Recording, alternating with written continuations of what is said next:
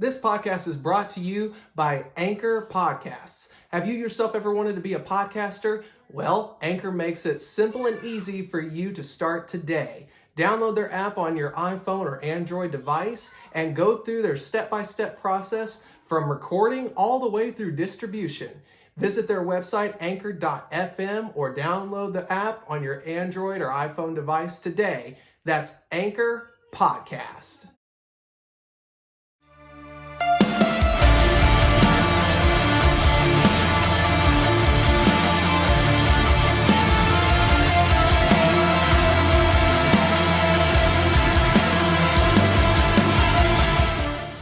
What is going on, everybody? It's Travis Fowler Harkrider back again with another edition of the Four Quarter Podcast. And I hope you guys had a great week and weekend that followed. I know I certainly did. And I think we just need to go right into why you listen and watch this show. Let's get to the good stuff and let's talk wrestling. This week was actually pretty fun overall, even though there wasn't like a whole lot of standout moments. It definitely was a week for wrestling fans. We saw the debut of ROH, which we'll go into a little bit later on. Of course, AEW has their Revolution pay-per-view this evening. I am recording Sunday morning, so it'll be fun to watch the show later this evening. I also do have my own indie show that I need to go to and do some commentary for, so I'll probably watch the AEW show a little later than usual, maybe even early morning. But then, of course, we saw Raw and SmackDown, which didn't have a whole lot of excitement, except for a couple of things that were newsworthy, I should say. So on the AEW side, Revolution's pay-per-view, we've got MJF and Bryan Danielson this evening to watch. That'll be about an hour's long, we know, because of the Iron Man match stipulation. So I'm thinking we'll have about a 4-hour show with that. And two other matches that I'm really looking forward to on that show is the Texas Death Match with Jon Moxley and Hangman Page, as well as the feud that had only 2 weeks to really build, if you want to call it that. I really wish they would have actually dedicated more time to it. But the World Trios Tag Title match with the House of Black versus the Elite, I think is going to be a really fun watch.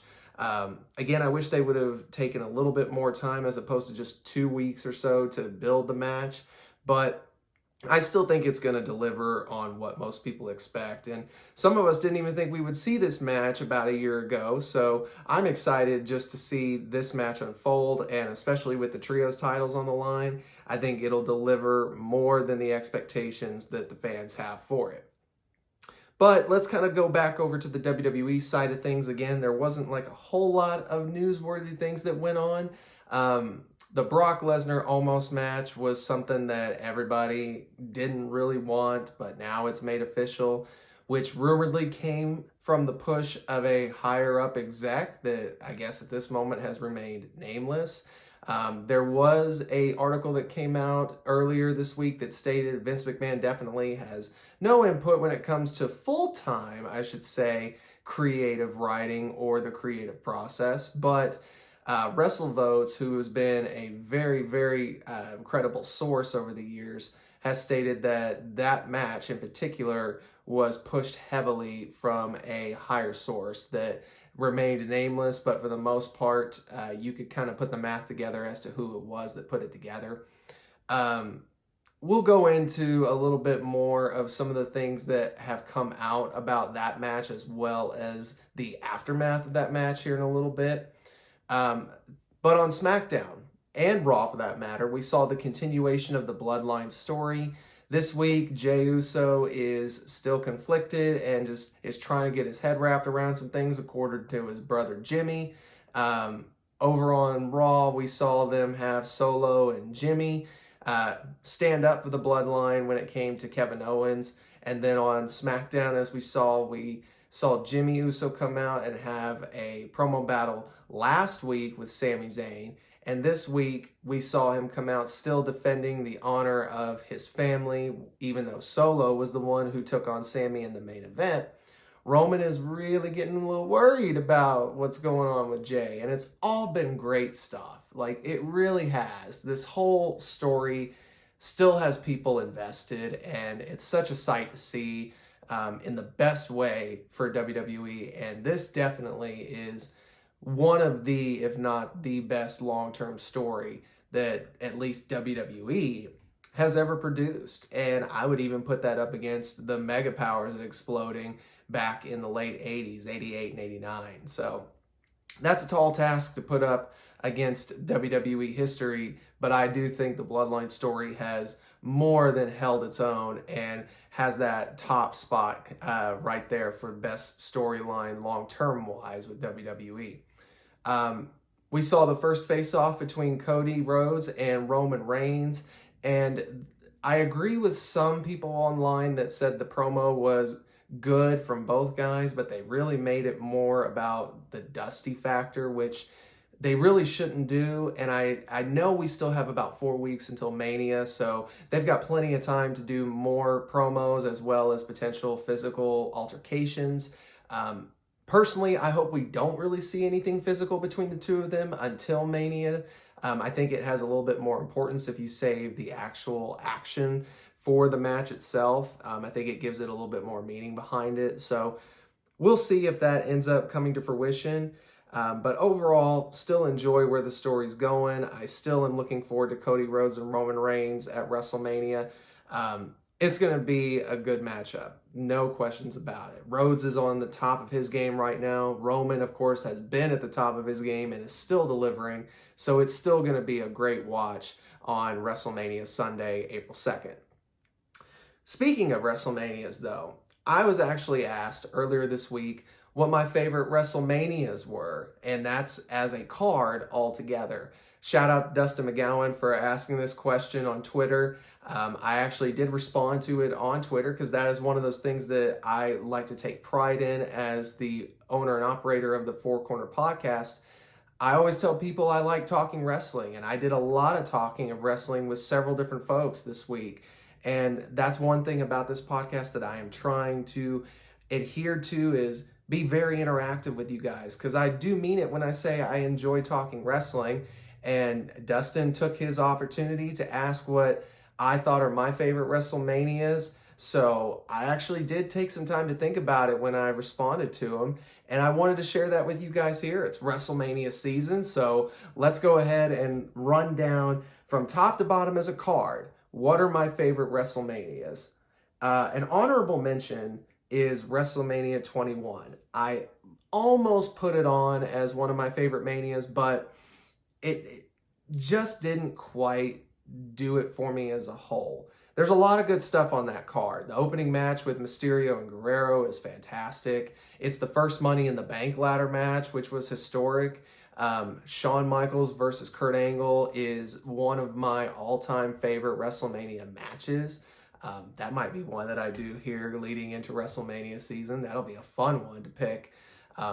Spoiler though, I think a lot of them involve Shawn Michaels. So, but anyway, I digress. You also had the Legend Killer and the Legend, The Undertaker, versus Randy Orton.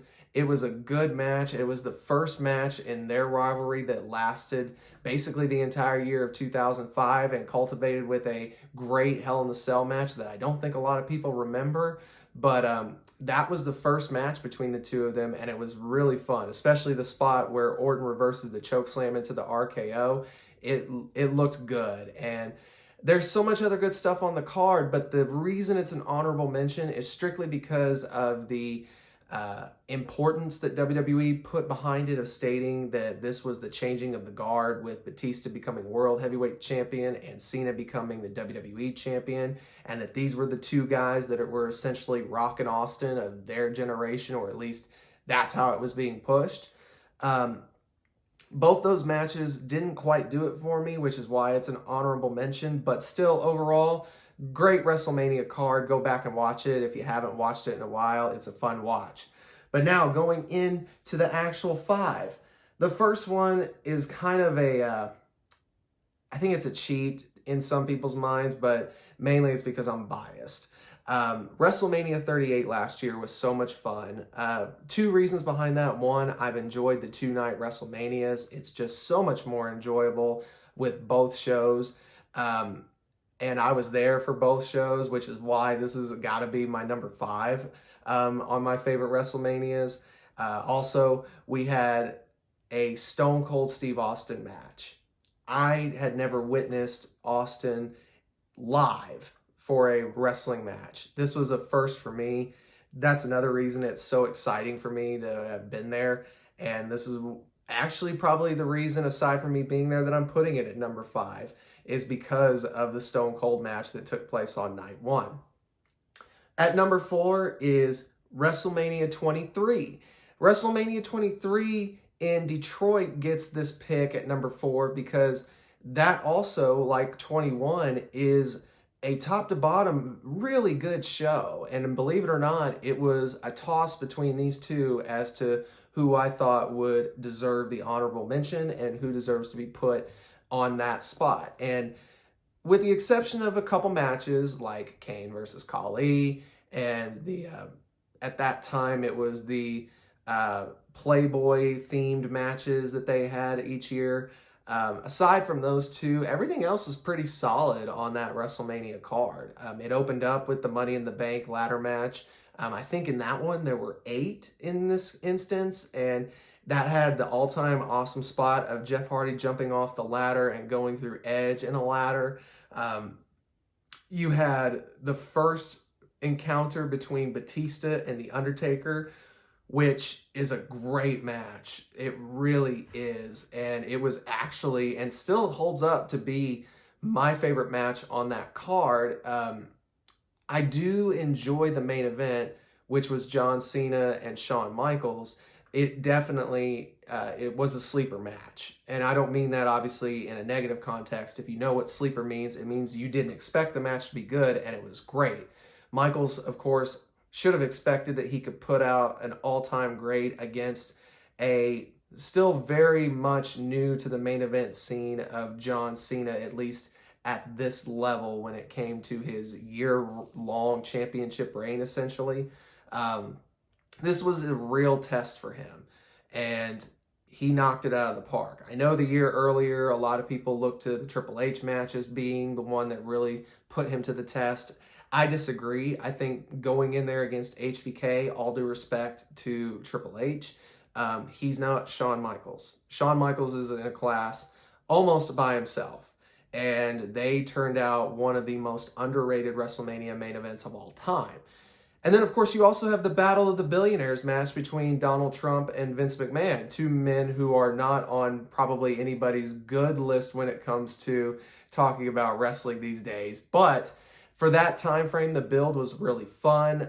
There was a lot of intrigue behind it, and Vince McMahon ended up getting shaved bald. And that was also when Bobby Lashley was being put in his original run spot with WWE as being a big brute force. At the time, he was the WWE CW champion. Umaga was in there as well. All rest in peace to Umaga.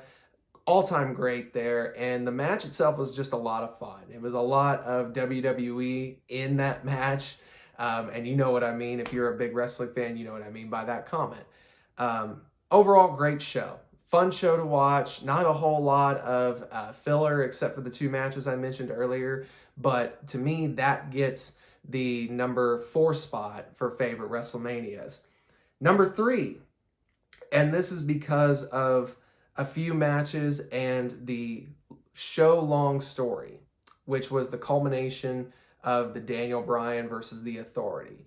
That whole story made WrestleMania 30, and it is definitely the reason that this this show comes in at number 3 on my favorite WrestleManias. Of course, it caps off with Daniel Bryan becoming world champion and basically defeating all of Evolution with the exception of Ric Flair in one night. 2 of them were in a triple threat match. So it was a great way to cap off what so many people had wanted all the way back to SummerSlam in 2013. Some people will never be fully convinced that it was the plan. I'm one of those people that believes that it was not part of WWE's plan and they really wanted to stray away from it, but the fans had a voice and they made it known. Also on that same card, you had the first Andre the Giant Memorial Battle Royal, which was won by Cesaro, and that was what people thought was going to be the start of a Cesaro push, which It was kind of, but it didn't work out the way we all thought it would or thought it should. That was also the first John Cena Bray Wyatt match, which was so much better, and especially on a rewatch, than what people give it credit for. And then the most heartbreaking thing in WrestleMania took place with The Undertaker's undefeated streak falling to the beast, Brock Lesnar. Still a shocking moment to this day. I remember being at my buddy's house watching it live, and I nearly left because I was so upset with The Undertaker losing. Because I was one of those people that still believes to this day that The Undertaker WrestleMania streak should have never been broke. But here we are. It built Brock Lesnar up to be this unstoppable beast and attraction once again. So there was positives that came out of it. But if I had had my say on it, if I was on that booking team, I would have still said that the undefeated streak should have been continuing. Now, on number 2, WrestleMania 19. It is probably the second most watched WrestleMania for yours truly, and only behind number 1. But WrestleMania 19 from top to bottom is a superb show. There is not a whole lot of filler on that card. Literally every every match on that show has a rhyme or reason essentially behind it. They've had either some sort of good build or there's been a long-standing rivalry. It's been looked at as the number 2 WrestleMania by the IWC for a while, and there's good reason for it. You start off with the Cruiserweight title match, hot and heavy. Then you've got Undertaker continuing his streak in a handicap match. The Triple Threat Women's title match was actually really good, followed by another Triple Threat match for the SmackDown Tag Team Championships. Of course, the down note on that was from the Booker T Triple H match.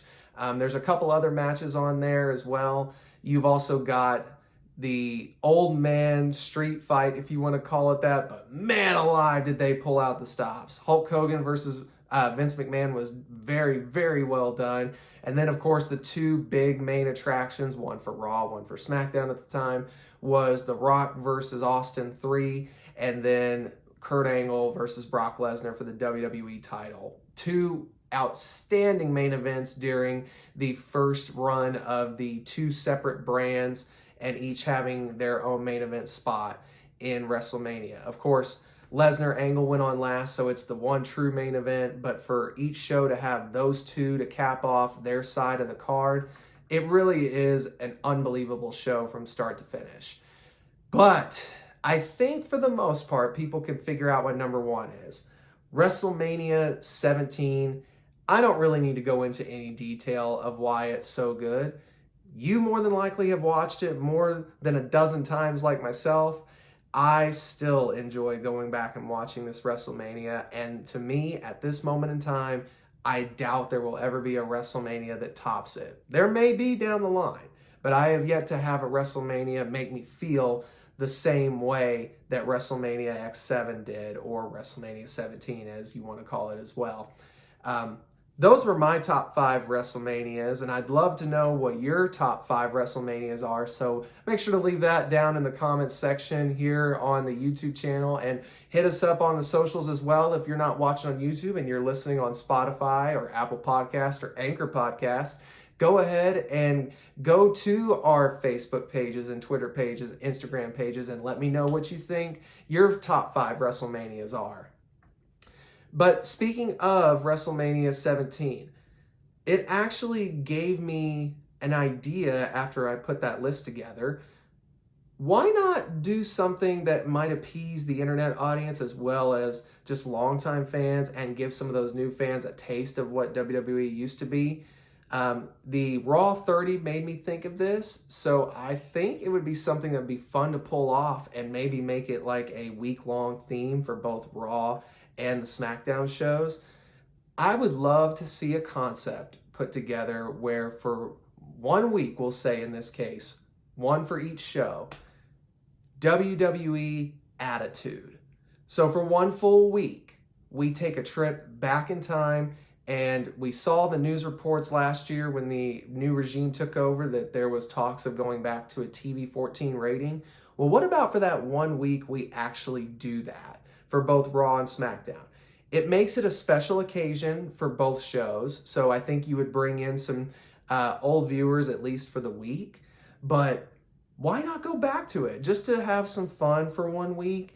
Give people a glimpse of what it used to be like, satisfy some of our cravings to go back to that TV 14 rating. But I don't know. I thought it was a good idea and a concept that should be considered. What do you guys think? WWE Attitude, 1 week out of the year where we go back to TV 14 for Raw and SmackDown. I think it could be a ratings draw and be a lot of fun as a viewer.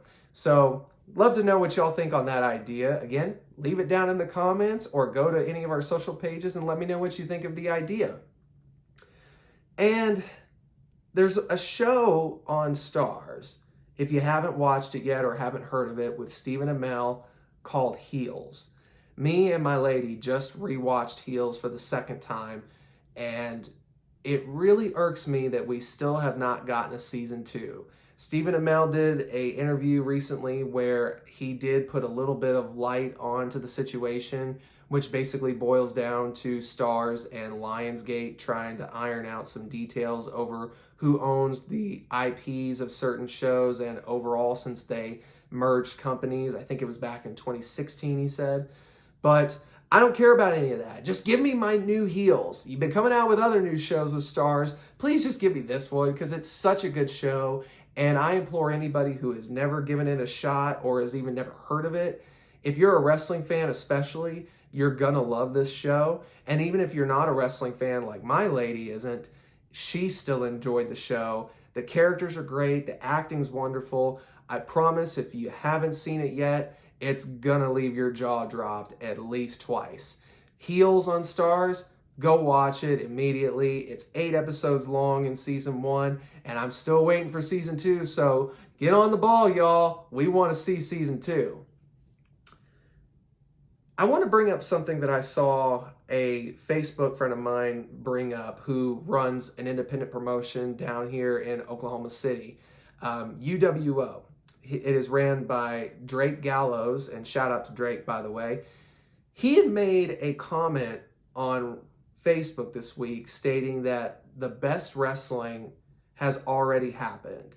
And he specifically pointed towards the 70s, 80s, and 90s. And I may be wrong about the 70s, but I'm pretty sure he threw that decade in there as well. And it got me thinking, is he right?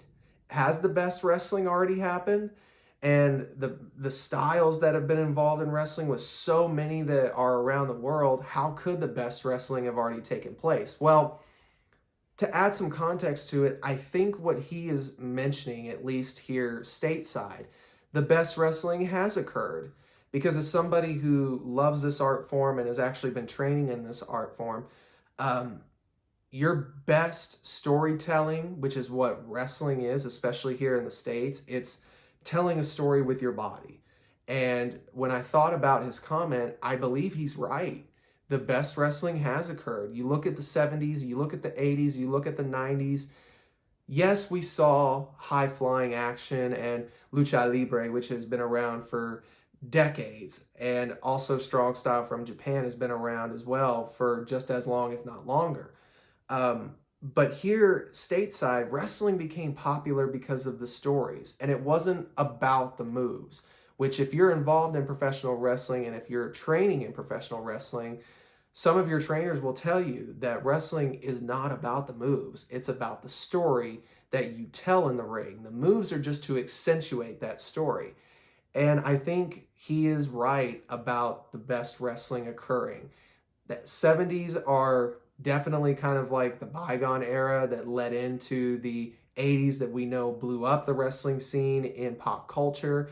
90s just shattered it with an attitude and, of course, the Monday Night Wars. But really, when you do go back and watch those matches and just study them, the basics are in those matches. And what I mean by that, if you're in the business, you do know what I mean by the basics, but simple stories with very minimal moves required to get the point across. Those have already happened. And I do think, as somebody who has said that the best wrestling decade is the 90s, I do say he is right. And if you're a student of the game, Go back and watch those matches. I know some of them are a little tough, especially in those 70s, 80s eras, but the 90s are so much fun to watch. So I implore you that if you're in professional wrestling, go back and study those tapes, and you'll see, I think, what makes him make that comment and me agree with it as to why the best wrestling has already happened. Speaking, though, of great wrestling, Ring of Honor came back this week, and as a whole, the wrestling was good on the show.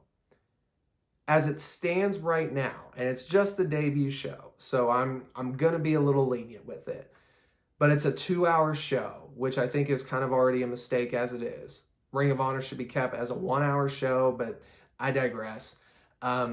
It was a card full of matches. Wasn't a whole lot of story there to be told. I think it's more so just trying to introduce to some of the people that are going to be regulars, I hope, on the Ring of Honor television. They did end it with I believe it's going to be a feud starter, or at least it's going to lead to a match at Supercard. Eddie Kingston showing up after he quit AEW and showed up in Ring of Honor to challenge Claudio Castagnoli for the ROH Championship at Supercard of Honor.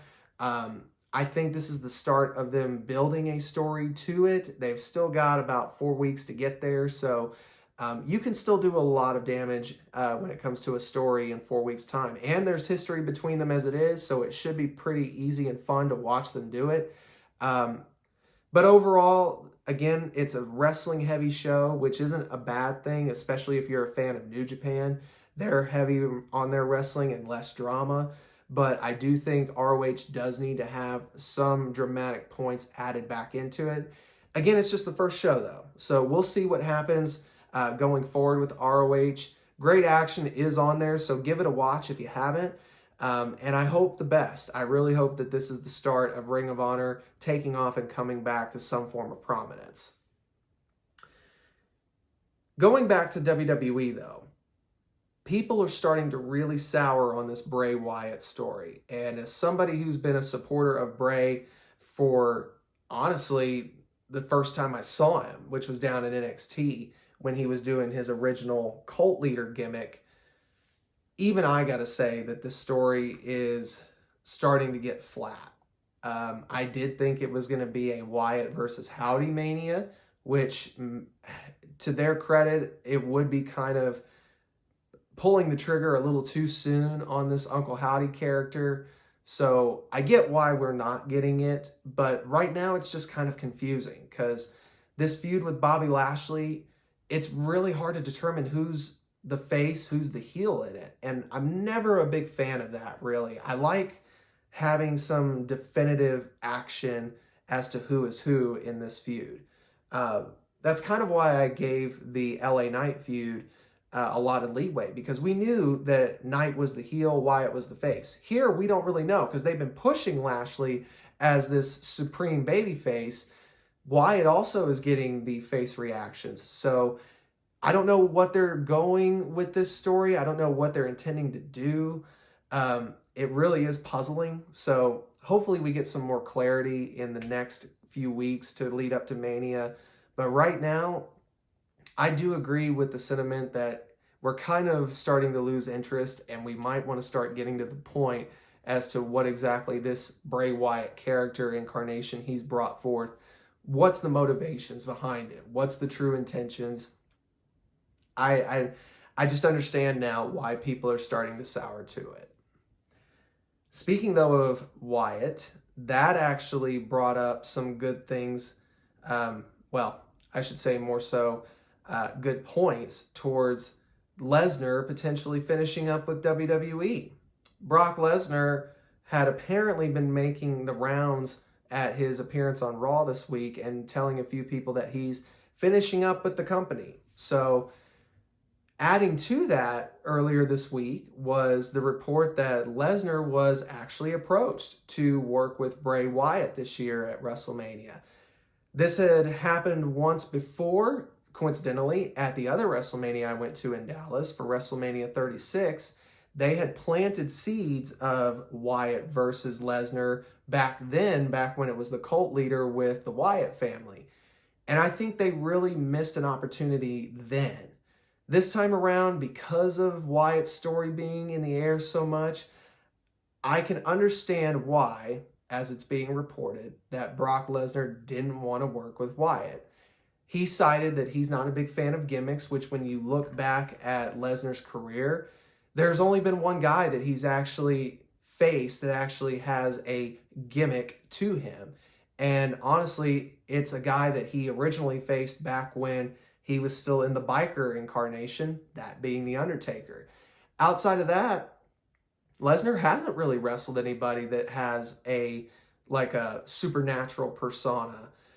He's faced John Cena, he's faced Bryan Danielson, then Daniel Bryan, CM Punk, Kurt Angle back in his original run, John Cena in his original run, Big Show, so many of these guys, none of which had that supernatural based gimmick. So I can understand, and especially like we just mentioned with the Wyatt story being thrown into questions now, I can understand why Lesnar wouldn't have wanted to work with Wyatt. But still, Omos as the alternative, again, it had to be a Vince McMahon edict, because I would like to think, and rumoredly and reportedly, Lesnar enjoys working with a lot of the smaller guys when it comes to matches, because they can put on exciting matches. So after his lackluster feud with Bobby Lashley seemingly ending, I was really hoping for a little bit more of a barn burner for Lesnar this year. But you know what? He looks like he's still having fun. So at the end of the day, Brock, go have your cowboy fun, because honestly, it's the most personality we've ever seen out of Brock Lesnar, out of arguably both his runs in WWE. His original back in 2002 through 2004, and then from 2012 to present, this has been the most fun Lesnar, honestly.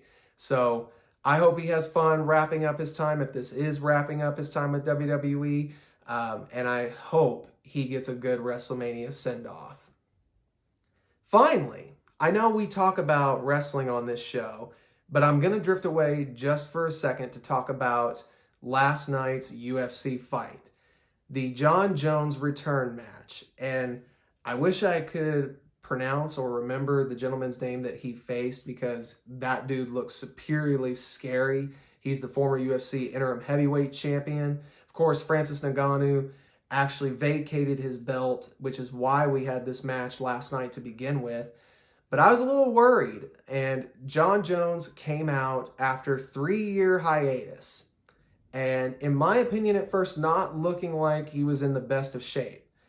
Goes in and submits this gentleman in 2 minutes and 4 seconds, as if he didn't miss a single day practicing for this fight, or even had just come off of a fight a few months ago. He looked superb in that 2 minutes. Didn't take any damage. And now Jon Jones is the UFC heavyweight champion.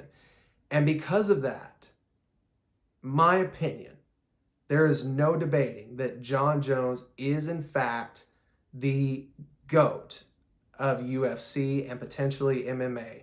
Jon Jones has defeated a who's who of UFC Hall of Famers and legends. He's held the light heavyweight title twice. He's now held the heavyweight title this first go around, so we'll see how this turns out, especially if he faces Stipe Miocic coming up in July. Love to see that fight, the greatest heavyweight in UFC history versus the GOAT in all of MMA. I'd love to see that fight.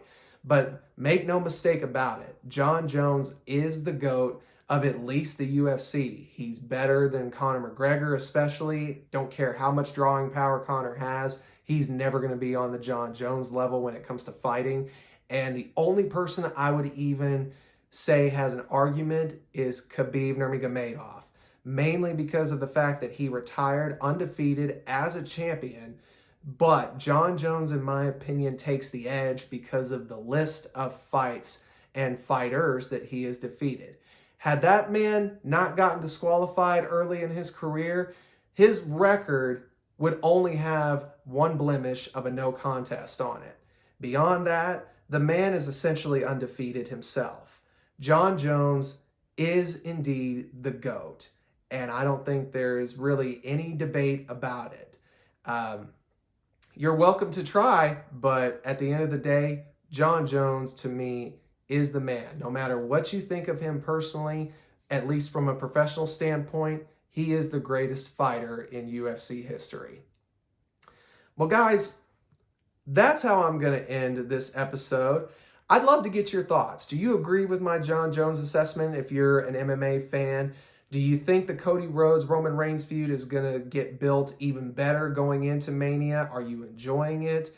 What do you feel about the Wyatt situation? Brock Lesnar leaving? Let me know all these things down in the comments, or visit our social pages and let me know what you think of some of the topics we talked about today. Make sure you're following us on those socials, Facebook, Twitter, and Instagram. Also on YouTube, if you're watching, please like, share, and subscribe to the channel because it really does help us out. And I have a lot of things I'm working on to add to this channel coming up, so look forward to that. And guys, that's going to do it for this week, but I'll come back next week. And this week, just continue to do the best thing around and love pro wrestling.